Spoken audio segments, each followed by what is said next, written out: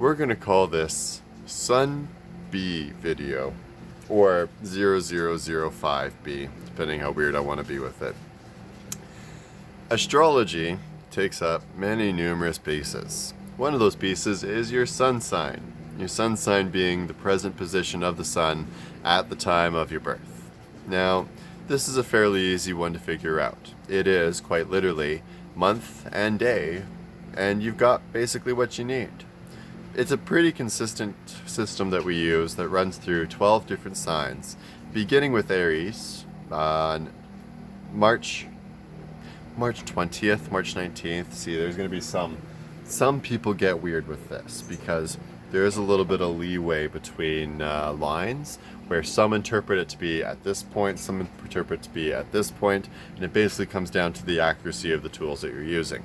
I think this is one reason why we've seen a rise in cusps being such a strongly promoted thing, but we'll get into that just in a little bit second. So, ballparking, March 20th. We set into Sun in Aries, beginning of spring as well too. It's not by circumstance. Aries runs through until April 20th, when we get into Taurus. Taurus then runs through until the Gemini season, starting in May 20th.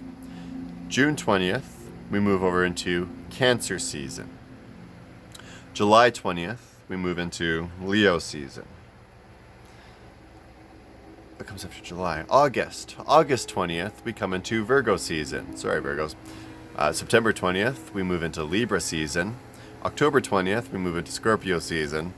November 20th, we move into Sagittarius season.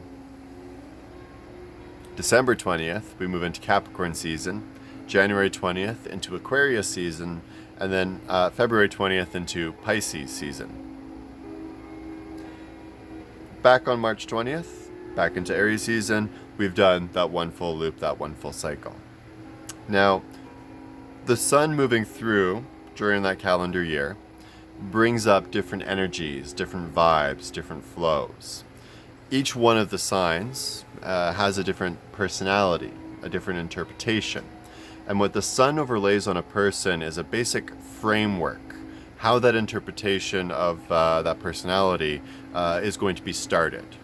With Aries being the house and the sign of identity, it's very much on the self. With Cancer being home and emotions and feeling, it's how emotional and feeling you're going to be.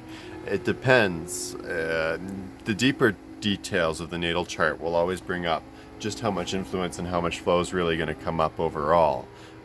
For example, a sun in Cancer where all the other placements are earth signs, probably not going to have any issues. But this is where more the mechanisms of the different planets is better understood. Hence why all the information on sun and signs is in the signs video. Take your sun sign as basically being the core foundation. How the foundation was dug, how it was poured. Not what it was poured with, but how it's going to be poured.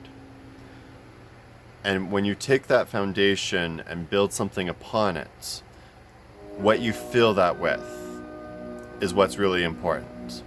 So don't get fixated on your sun signs. They use it so generically in the newspapers and in apps and everything else, and it's got to be generic in those things because there's so much complexity to it. It's going to be hard to hit, really, for each individual the right way. But if you take your sun sign and just think, this is what I'm starting with, and I look at the other planets and the other pieces, and I think how that complicates or complements that sun sign, that's where you really start to apply your sun sign in the best dynamics. Yes, I'm a Cancer and I'm emotional, but that doesn't mean I should run away from things, and that doesn't mean I should let my emotions rule me. And it's only by looking at the tools that I have elsewhere that I can learn how to do that, so that my sun sign does not rule me, but rather I can learn through my sun sign.